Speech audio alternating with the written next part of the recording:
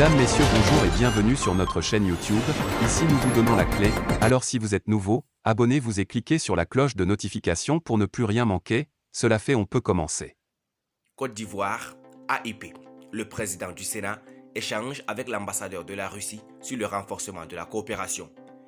Le président du Sénat ivoirien, Jeannot Ahoussou Kouadio, a échangé jeudi 3 novembre 2022 à Abidjan avec l'ambassadeur extraordinaire et plénipotentiaire de la Fédération de Russie en Côte d'Ivoire, Alexei Saltykov, sur le renforcement de la coopération.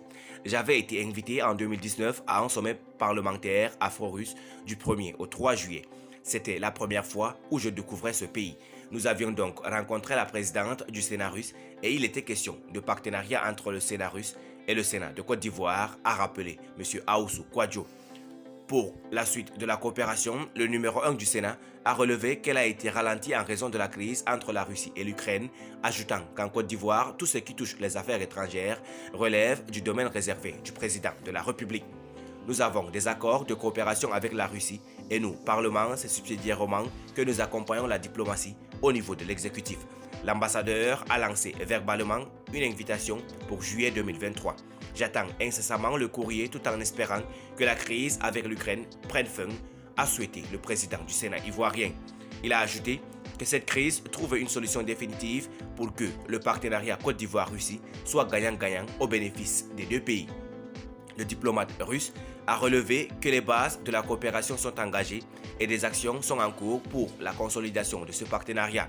C'est le travail de l'ambassadeur de Russie et j'ai déjà fait des propositions à mon gouvernement, au pouvoir législatif, de faire plus d'efforts vis-à-vis des partenaires ivoiriens en se basant sur le nouvel concept de la politique extérieure de la Fédération de Russie qui mise maintenant sur les États du continent africain, a rassuré M.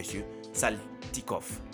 Il s'est réjoui des relations bilatérales qui existent entre la Côte d'Ivoire et son pays, révélant qu'elles se développent bien et sont orientées vers le futur.